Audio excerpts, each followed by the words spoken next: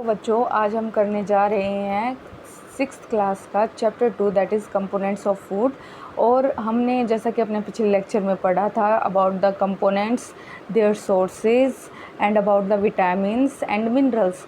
हमने विटामिन्स के बारे में पढ़ा था, मिनरल्स के बारे में पढ़ा था। आज हम जानने जा रहे हैं डेफिशिएंसी डिसीज़ के बारे में, जो कि एक बहुत ही इम्पोर्टेंट टॉपिक है बच्चों।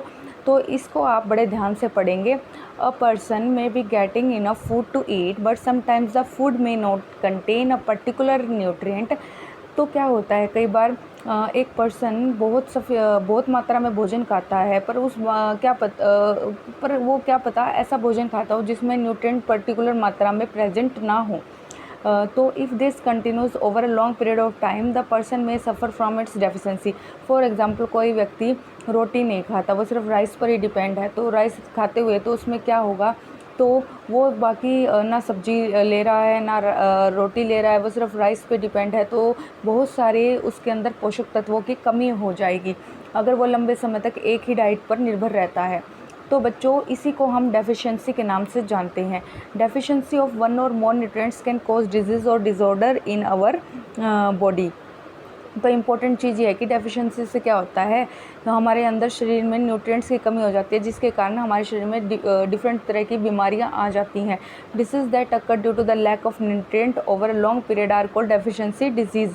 तो बच्चों यह एक आपका जो ये टॉपिक है बहुत ही इम्पोर्टेंट है, और यहाँ पर आपको डेफिशिएंसी डिजीज़ की जो डेफिनेशन दी हुई है उसे आप अंडरलाइन कर लीजिए। Disease that occur due to lack of nutrient over a long period are called deficiency diseases. If a person does not get enough protein in his her food for a long time, she is likely to have stunted growth, swelling of face, discoloration of hair, skin diseases and diarrhea. तो बच्चों जो व्यक्ति proper मात्रा में protein नहीं लेता, अपने खाने में प्रॉपर न्यूट्रिएंट नहीं लेता, मतलब वह एक बैलेंस डाइट नहीं लेता, तो उसका कारण उसकी क्या हो जाती है, उसकी हाइट रुक जाती है, मतलब उसकी ग्रोथ पूरी तरह से नहीं हो पाती, उसकी ग्रोथ रुक जाती है।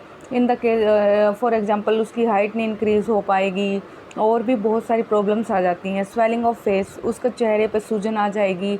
डिस्कलरेशन ऑफ हेयर का कलर बदल जाएगा। आपने देखा है आजकल छोटे छोटे बच्चों के भी हेयर वाइट होने लगे हैं। Skin disease, various type of skin disease हो जाएंगी। डायरिया, दस्त से ग्रसित हो जाएंगे, जिसे हम लूज मोशंस भी कहते हैं। तो बच्चों ये तो हमने पढ़ा है कि अगर हम प्रॉपर मात्रा में न्यूट्रिएंट्स नहीं लेते तो उसके साइड इफ़ेक्ट्स क्या होंगे। ठीक है बच्चों, if the diet is deficient in both carbohydrate and protein for a long period of time the growth में स्टॉप कम्प्लीटली। ये तो था बच्चों अगर हम प्रोटीन नहीं लेते, अगर हम कार्बोहाइड्रेट भी नहीं लेते, मान लो हमने कार्बोहाइड्रेट भी नहीं लिया, तो क्या होगा, द ग्रोथ में स्टॉप कम्प्लीटली, आपकी जो ग्रोथ है वो बिल्कुल ही नहीं हो पाएगी और रुक जाएगी। Such a person becomes very lean and thin and so weak that he or she may not even be able to move. वह पर्सन बहुत ही दुबला पतला होगा और इतना वीक हो चुका होगा कि उससे मूवमेंट भी पॉसिबल नहीं होगी। Deficiency of different vitamins and minerals may also result in certain diseases or disorders. Some of these are mentioned in table 2.3. तो बच्चों ये टेबल 2.3 बहुत ही इंपॉर्टेंट है। इसमें बहुत सारे डिजीज़ के नाम बताए गए हैं जो विटामिन्स एंड मिनरल्स की कमी के कारण होती हैं। All deficiency diseases can be prevented by taking a balanced diet.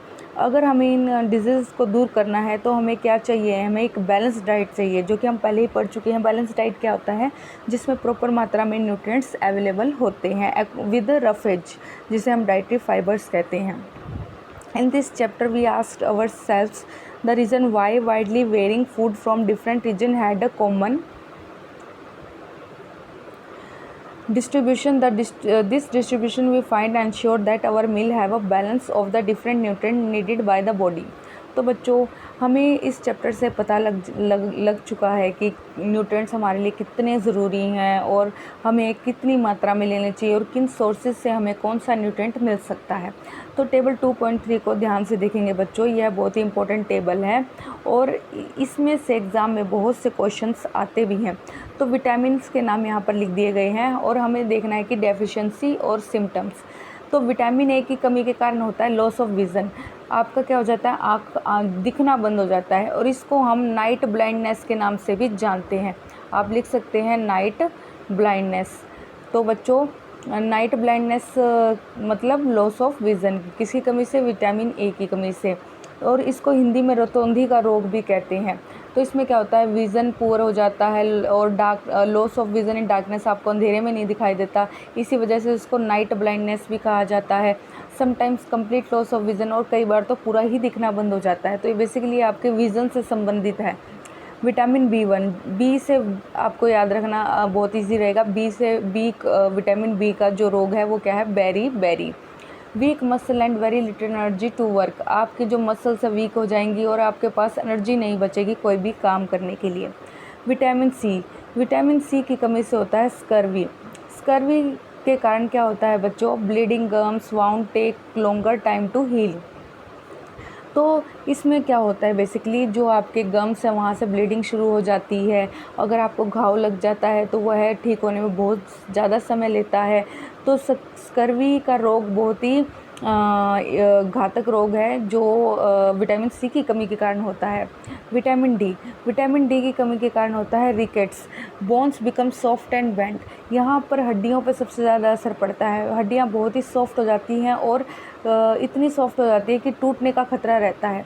Calcium, bone and tooth decay, तो कैल्शियम ना बेसिकली ये मिनरल है, और ये मिनरल हमारी हड्डियों और दांतों के लिए बहुत इंपॉर्टेंट है।